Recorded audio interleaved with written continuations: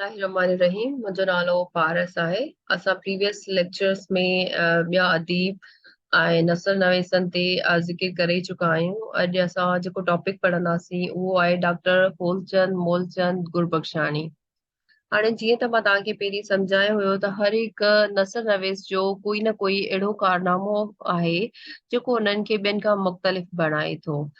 जीअं for example असां Mirza कलीज bag जी ॻाल्हि कंदासूं त उन्हनि खे तर्जुमन जो बादशाह चयो वेंदो आहे, छाकाणि त मिर्ज़ा कलीज बेग तमामु घणा बुक्स, चाहे उहे नॉवल हुजनि, अफ़साना हुजनि, मज़मूना हुजनि, फ़लसफ़े ते किताब हुजनि, तहक़ीक़ ते किताब हुजनि, उन्हनि खे सिंधी ॿोलीअ में तर्जुमो कयो आहे।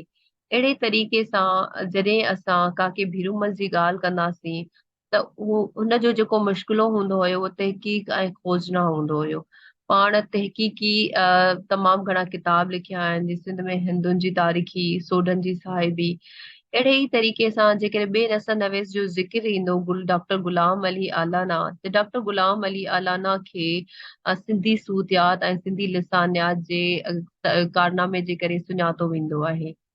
अहिड़े ई तरीक़े सां जेकॾहिं डॉक्टर नबी बख्श बलोच जो असां ज़िक्र कंदासूं ऐं सिंधी लोक अदब जो ज़िक्र न कयूं त इहो बिल्कुलु ग़लति हूंदो। त हर हिकु अदीब अहिड़ो कोई न कोई कमु कयो आहे जेको हुननि खे ॿियनि खां मनफरद बणाए थो ऐं उहो कारनामो हुननि खे ॿियनि खां आला बणाए थो।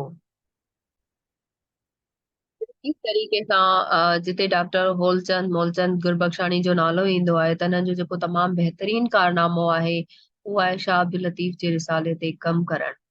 त हाणे पहिरीं असां डॉक्टर होलचंद मोलचंद गुरबख्शानी जे बारे में पढ़ूं। इन खां पहिरीं असां हिन जो तारुफ़ पढ़ंदासूं ऐं तारुफ़ कीअं डेवलप कबो आहे सिंधी जॾहिं असां पेपर खे हल करण जी कोशिशि कंदासूं त तारुफ़ खे डेवलप करण लाइ असांखे हिननि जूं जेके पूरू कावशूं आहिनि, जेके हिननि जा पूरियूं अदबी ख़िदमतूं आहिनि, उन्हनि जी ॼाण हुजणु ज़रूरी आहे। जीअं असां डॉक्टर होलचंद मोलचंद गुरबख्शानी जो तारीफ़ कंदासूं त डॉक्टर गुरबख्शानी 8 मार्च 1884 में हैदराबाद सिंध में ॼाओ। ही अरबी फारसी ऐं सिंधी ऐं अंग्रेज़ीअ जो वॾो ॼाणू अदीब, लेखक, मुसनिफ़, नसर नवेस, नक़ाद ऐं मुहक़िक़ थी गुज़रियो आहे। पाण मुंबई जे विल्सन कॉलेज में अंग्रेज़ी ऐं फारसीअ जा उस्ताद मुक़रर थिया ऐं 1928 में हिन इंग्लैंड मां अंग्रेज़ी शाइरीअ में तसौफ़ ते मुक़ालो लिखी डॉक्टरी जी डिग्री हासिल कयाईं। संदसि वॾो शाहकार ऐं तहक़ीक़ी कमु शाह जो रिसालो ऐं उनखे 3 जुल्दनि में छपराइण आहे। उन खां अलावा हिननि जो ॿियो कमु नूरजहान नाविल, लवारीजा लाल, मुक़दमा लतीफ़ी वग़ैरह बेमिसाल आहिनि। डॉक्टर साहब जो लिखियल शाह जो रिसालो संदसि मुहक़क़ाना काविश, वसी मुताले, लुगत ते अबूर हुजण, तसौफ़ ऐं विदानिया जी ॼाण ऐं सही अदबी ज़ौक़ ऐं मिज़ाज जो हिकु चिटो सबूत आहे। पाण हिकु मुहक़िक़, निक़ाद, ज़बानदान ऐं लिसानियात जे माहिर जी हैसियत सां सुञातो वञे थो। ठीकु आहे। जॾहिं त मां हिन डॉक्टर होलचंद मोलचंद गुरबख्शानी जे तारुफ़ में हिन जूं पूरियूं जेके ख़िदमतूं आहिनि मां उन्हनि खे हिकु पैराग्राफ में समराइज़ कयो। जीअं त हिन जो मेन जेको कारनामो आहे उहो शाह अब्दुल लतीफ़ जे रिसाले ते कमु करणु आहे। उन्हनि सां गॾोगॾु पाण हिकिड़ा नॉवल नवेस बि हुया, हिननि हिकिड़ो नॉवल बि लिखियो आहे ऐं उन्हनि खां अलावा हिननि जा ॿिया बि तहक़ीक़ी किताब आहिनि।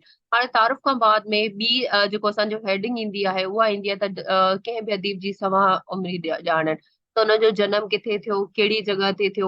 हाणे डॉक्टर साहब जो जनम 8 मार्च 1884 में थियो हैदराबाद सिंध में ऐं हिननि तालीम BA कौसिन कॉलेज मां वरिती। उन खां बाद में MA विल्सन कॉलेज मुंबई मां वठण विया ऐं हिननि PhD लंडन यूनिवर्सिटी मां कई, जंहिंजो मौज़ू हुयो अंग्रेज़ी शाइरीअ में तसौफ़।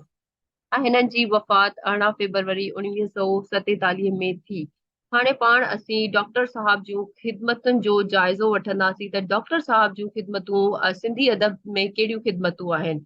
हाणे नंबर 1 जे पहिरीं मां तव्हांखे ॿुधाए चुकी आहियां त हिननि जो जेको बहितरीन कमु आहे, जेको हिननि खे ॿियनि खां मुनफ़रद बणाए थो, उहो आहे शाह जो रिसालो, शाह जे रिसाले ते कमु करणु।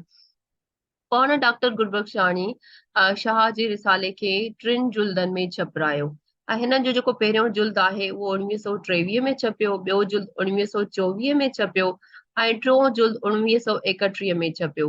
जॾहिं त हिननि जेके लिखिया हुया 4 जुल्द लिखिया हुया, पर हिननि जा जेके जुल्द छपायल जेके जुल्द आहिनि उहे 3 आहिनि। हिननि जो जेको चोथों जुल्द आहे उहो छपी कोन सघियो। छाकाणि त जॾहिं डॉक्टर गुरबख्शानी शाह अब्दुल लतीफ़ जे रिसाले ते कमु कयो त हिननि खे तमामु घणी तनक़ीद ऐं जेको क्रिटिसिज़म हूंदो आहे उन जो बि उनखे बि मुंहुं ॾियणो पियो। जेका को भीरूमल ते तनक़ीदी हिकु वॾो तनक़ीद कई आहे। उन खां अलावा मिर्ज़ा कलीच बेग बि हिननि ते तनक़ीद कई आहे। उन्हनि खां अलावा डॉक्टर नबी बख्श बलोच बि शाह जे रिसाले ते कमु कयो आहे। त हेॾी तनक़ीद मिलण खां बाद में हिननि जो जेको चोथों जिल्द हुयो उहो छपजी कोन सघियो। उन खां बाद में हिननि जा ॿ किताब आहिनि, मुक़दमा लतीफ़ी ऐं रूह रियान। हाणे पहिरियों हुननि जो किताब आहे मुक़दमा लतीफ़ी ऐं ॿियो आहे रूह रिहान। हाणे जॾहिं त नाले मां ही बिल्कुलु ज़ाहिर आहे मुक़दमा लतीफ़ी मतलब छा, लतीफ़ ते पूरो मुक़दमो। हाणे हिन मुक़दमा लतीफ़ी में पहिरीं त शाह जे रिसाले जे पहिरियनि सुफ़नि ते हिननि वो शाह अब्दुल लतीफ़ जी पूरी ज़िंदगीअ जे बारे में लिखियो, पर बाद में हुननि हिकिड़ो अलॻि किताब छपिरायो जंहिंमें शाह अब्दुल लतीफ़ जी सवा उमिरी, उनजो सफ़र, तसोफ़ ऐं उन जी सूरत, सीरत, मज़ो, तसोफ़, शाह जो नज़म, हिननि पूरनि शयुनि ते उन्हनि गॾे करे हिकिड़ो मुक़दमो छपिरायो आहे जंहिंखे मुक़दमा लतीफ़ी चयो वञे थो। हुन खां अलावा डॉक्टर साहब जो ॿियो किताब आहे रूह रिहान आहे। उन किताब जो नालो आहे रूह रिहान। लवारी जा रूह रिहान डॉक्टर साहब जो हिकु बहितरीन किताब आहे जंहिंमें शाह लतीफ़ जे जेको सत सुरमियुनि जो ज़िक्र आयल आहे उन्हनि सतनि ई सुरमियुनि जो ज़िक्र हिन किताब में थियल आहे। उन खां बाद में डॉक्टर गुरबख्शानी हिकु नाविल लिखियो, उन नाविल जो नालो आहे नूरजान। ऐं जॾहिं त ही जेको नाविल आहे मुगलनि जी हुकूमत जे पस मंज़र में लिखियल आहे जंहिंमें सलीम उर्फ जहांगीर जे इंसाफ़ जे बारे में लिखियल आहे, नूरजहान जी सच्चाई, हुनजी ख़ूबसूरती जे बारे में लिखियल आहे। उन खां अलावा अकबर जी हुकूमत जे बारे में बि लिखियल आहे। हाणे हिन नाविल जो ख़ूबियूं इहो आहिनि त उन्हनि में जेका ॿोली इस्तेमालु थियल आहे उहा मुनफ़रद अंदाज़ में इस्तेमालु थियल आहे। उन में पहाका बि इस्तेमालु थियल आहिनि, इस्तलाह बि इस्तेमालु थियल आहिनि। हाणे इस्तलाहनि जो मतिलबु छा हूंदो आहे, हिननि पंहिंजी ॿोली में पहाका बि इस्तेमालु कया आहिनि ऐं इस्तलाह बि इस्तेमालु कया आहिनि। इस्तलाह छा खे चइबो आहे? इस्तलाह कुझु चंद लफ़्ज़नि जो ग्रुप हूंदो आहे जंहिंजी बज़ाहिर माना त हिकिड़ी हूंदी आहे पर उन्हनि जी असुल जेका माना हूंदी आहे उहा ॿी निकिरंदी आहे। फॉर एग्ज़ाम्पल जीअं आहे आॾो अचणु, त उनजो मतिलबु थींदो रंडक विझणु। उन खां बाद में आदर भाव करणु मतिलबु कंहिंखे वेलकम करणु, उब फाड़णु मतिलबु पटाकू खणणु ऐं अहिड़े तरीक़े सां पहाका। पहाका बि कुझु लफ़्ज़नि जो मजमूओ हूंदा आहिनि जिन में कोई ॾाहो माण्हू कोई सबक समायल हूंदो आहे, उन ते ज़हन ते तमामु घणो थोरो ज़ोर बि ॾियणो पवंदो आहे उनजी मीनिंग ऐं उनजी सम्झाणी कढण लाइ। ऐं पहाका ज्यादातर ॿोली खे ख़ूबसूरत ऐं असराइतो बणाइण लाइ इस्तेमालु कया वेंदा आहिनि। फॉर एग्ज़ाम्पल अहिड़ो सोनी घोरियो जेको कन छिने, मतिलबु हिन जो इहो आहे त अहिड़ो कमु ई कोन कजे जंहिं मां फ़ाइदो त कोन मिले पर फ़ाइदे जी जॻह ते नुक़सान मिले।